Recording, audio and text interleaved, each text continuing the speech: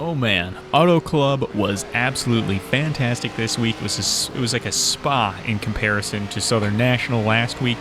We already talked about our grievances, as it were, enough about that track last week, so we don't need to mention it anymore. The only issue I have had with Auto Club is that there wasn't more of it for me to do. I only wish that I had either done more racing, or there was more time available for me to do more racing, however you want to look at the glass, half full or empty. I just wish I could have done more at Auto Club. So much fun here, and the strategy, this was the most strategically difficult race that I've had in iRacing in my entire time. That be road courses or ovals, and it was because you could manage your tire wear, managing your line choice, managing the cars around you, managing the pace of the field from the lead, managing the pace of the field from being, not from the very tip of the spear, but still at the point. And so I've learned a lot. I had a lot of fun, and it was definitely some of my most exciting sim racing ever, and including, just up there with some of the magical moments at Le Mans. And speaking of Le Mans, there will be Le Mans coming, as the GT3s were there this week. And so there will be a video on that. I don't want to talk about it too much, but I was having so much fun at Auto Club that I couldn't take myself away to do any racing at Le Mans. And you'd think that would be the biggest pull, the biggest attraction that there could be. But nope, I wanted to sit in the ARCA car and drive around Auto Club, which is no small task there. I mean, especially considering Auto Club is no longer a track anymore. It's a historic track at this point, now that it is officially been removed and demolished, and everyone complained about it enough living around it to ruin such an amazing thing. So enough with that. Here we are getting into the race. Let's see how many laps we're just still at the very beginning, and I didn't realize we were only this far in. It seemed like I was a little bit further when all these cars were going by me, but it was very intentional. I didn't want to start fighting for position and burning my rubber so early, because I had spent the first part of this week really trying to lay out the lap time, as it were, and try to keep the pace fast for the entire session, and it's not something you can do.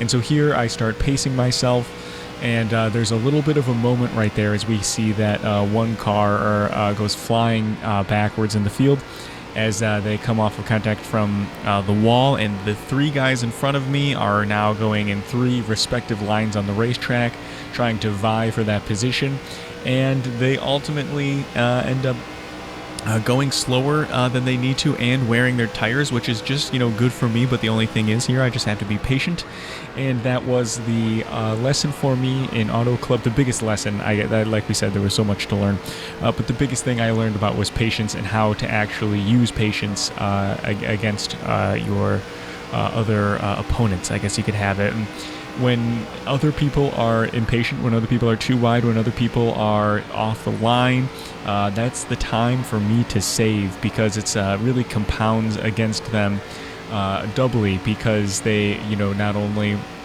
will scrub their tires, but I will save mine. I'm not going to also wear my tire at the same rate with them. So it's nice that it can do damage to my opponent to make a mistake in that moment, but also then later on in the race when I'm able to use that tire advantage against them. And so that's all I'm doing here, is I'm stacking up some points for myself in the tire wear, bouncing off the wall a little bit too. I didn't want to fall back myself, right? I needed to keep myself at the front of this race and be patient with the lead. But I still needed to be aggressive enough where I'm not going to have to pass so many cars here, because passing at Auto Club is a tall order. There really is one viable line, and if you're not on it, you really have to burn some rubber to get around, and it could really take a few laps, which is even more rubber. So the whole point was to be patient and capitalize where we can, and when we can, as we see two bumpers in our outside of our side view. and we just see those two, it felt like they were just about to turn into us. And so that is us to the lead. We have cleared them, but we haven't necessarily cleared the worry about the rest of the field now, but we have our opportunity to drive from the front, dictate pace a little bit. And again, it's time for me to back off, not save these tires. We got a little bit of a cushion in front of us, and I want to see where I can keep that cushion for this race. I want to see if I can sense them moving up on me, see them moving up on me on the relative, and then lay the hammer down and kind of have a couple fast few laps and see where that puts us. But we're not even halfway through the race at this point, and I'm in the lead, which is earlier than I expected and wanted and planned to be. I kind of planned to sit back for most of this race because there was one race in particular where I was doing very well, and then within the last 10 laps, not 10 laps to go, but within the last 10 laps, cars just started going right by me. I think within like 7 laps, I went from a podium position in the last 7 laps to outside of the top 10 to 11th place, and I wanted to do the opposite of that. That was a real wake-up call for me on the track, being like, okay, you can't just go and hammer it. Even if, I did get like a nice cushion ahead of me in the field, but it wasn't enough that the field wasn't going to be able to eat it up, especially with that, again, that tire differential, the tire wear differential. And so I really, again, wanted to do the opposite here and save it for the end, but instead I had to manage the pace from the front, which is what we're seeing here. We have the last few laps to go, and you can see the gaps and the relatives where they're at. And I think I did a great job of keeping them a healthy distance behind me, keeping my tire wear pretty round and even and not sharp for the entirety of the race. And I think I kept a good pace, and I think I outsmarted my opponents. I actually am just watching back in the edit and during the making of this video.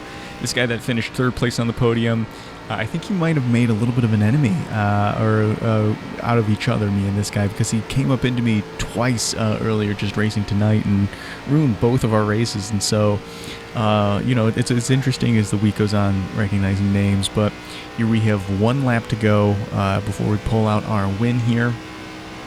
It was a real nice feeling being able to win at Auto Club and being able to have actually multiple of them, and just through, you can do it through strategy, you can do it just through pace, you can combine the two, and that's really what I loved about this week at Auto Club, was that you had the ability to run this race how you wanted to, what was best fit for you, what was best fit for your car, what was best fit for the moment, what was best fit for the field.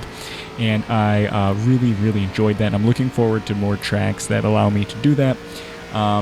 But here we go, taking the win, taking the checkered flag in Fontana at Auto Club. Absolutely love to see it. The fireworks are here, and let's go put some tire on, let's go spin smoke in the air, some tires down on the track, and do some donuts out in front in our lovely, lovely Menards livery. But anyway, thank you guys for watching. I do appreciate it. And we'll see you next week. We're going to be at Indianapolis, not the Brickyard, but there's a short oval, and looking forward to it. See you guys next week.